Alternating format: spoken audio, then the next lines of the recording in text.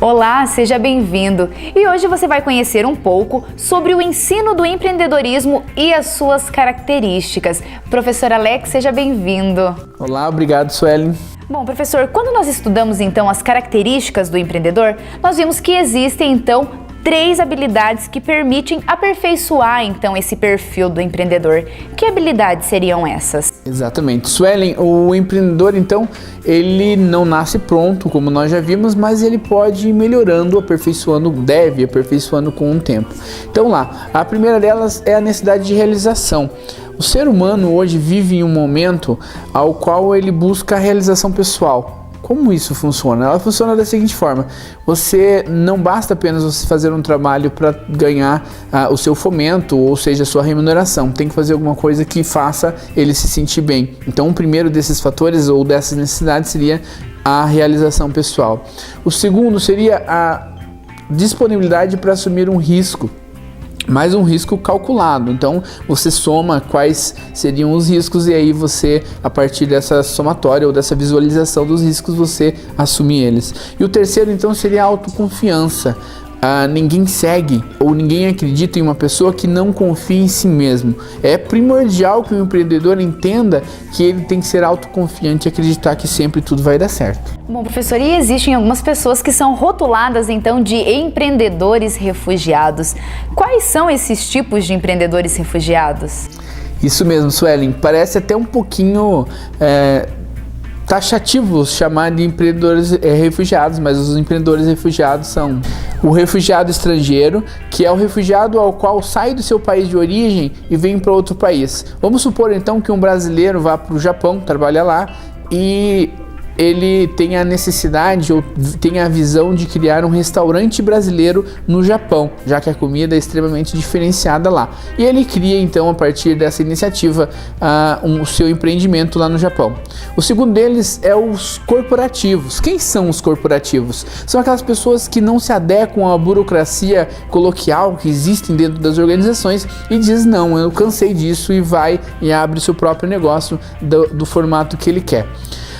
Temos também os refugiados dos pais. Quem são os refugiados dos pais? São pessoas que tiveram uma infância ou a sua vida familiar extremamente colocada sempre à prova, e aí ele vai e cria um negócio, uma empresa, para provar para os seus pais que ele não é bem aquilo que eles imaginavam. E aí existe o refugiado do lar. Embora ele pareça um pouquinho com o refugiado dos pais, o termo, a sua colocação, o seu significado não tem nada a ver. Por quê? Porque o refugiado do lar é aquela pessoa que, ou aquele casal pode ser, que já teve seus filhos criados, eles já se aposentaram, os seus filhos saíram de casa e eles não têm mais aquele movimento. Então, para eles criarem uma atividade para eles, eles criam uma empresa ou criam aí o seu empreendimento. Você tem o refugiado feminista, que são as mulheres que estão cansadas do ambiente organizacional onde os homens são machistas e têm preconceito, inclusive salariais, que nós sabemos que ainda existe hoje. Elas vão e criam sua própria empresa com um perfil extremamente feminino, né? Lógico, voltado para o público feminino também, na maioria das vezes, esse tipo de empreendimento. O refugiado social é muito semelhante ao refugiado corporativo. São pessoas então que veem na necessidade, eles saem de uma organização e eles veem essa necessidade de criar uma empresa que tenha mais uma visão mais humanística, que tenha sim uma versão que não pense somente no lucro, ele pense em ser algo maior do que propriamente a organização, como uma captadora de recursos financeiros. E aí você tem o refugiado educacional, que é aquele refugiado que nós conhecemos alguns exemplos. Por exemplo, Steve Jobs é um refugiado, pode ser considerado um refugiado educacional. Por quê? Porque ele cansado de estudar e fala: não, eu quero chegar logo na parte que me dê riqueza. E aí ele vai e cria um empreendimento com base naquela vontade. Mas mal sabe ele que ele vai ter que estudar muito para poder desenvolver todo esse lado aí do empreendedor. Bom, professor, e existem então 2 padrões básicos, né, de empreendedores que eles estão nas extremidades, que são eles, os empreendedores executores e os empreendedores administradores. Quais são as semelhanças ou as diferenças entre eles? Perfeito. As semelhanças são aquelas características que todo empreendedor ele aparece, né? Que é aquela vontade de crescer, é aquela paixão pela empresa, a paixão de fazer algo por ele.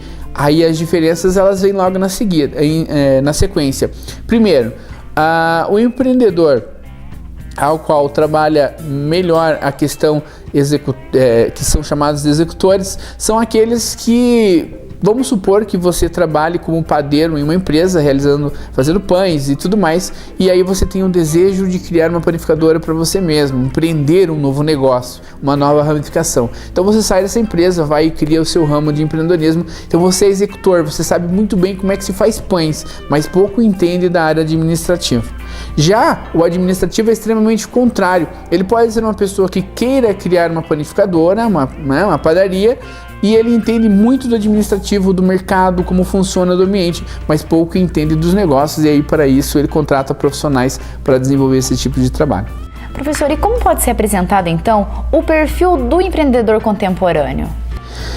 O empreendedor contemporâneo ele tem uma necessidade maior de autorrealização. Vivemos momentos aos quais as pessoas querem se sentir realizados, querem fazer com que a vida valha a pena, segundo a ótica dos novos empreendedores. Eles querem que algo seja grande, que o nome deles apareça, que eles simplesmente sejam uma pessoa que faça história através do seu empreendimento. Professor, muito obrigada pela sua presença. E você, gostou de conhecer mais sobre a disciplina de empreendedorismo? Então não deixe de acessar o AVA, leia os conteúdos, acesse Educação à Distância Univel, sempre perto de você. Até a próxima!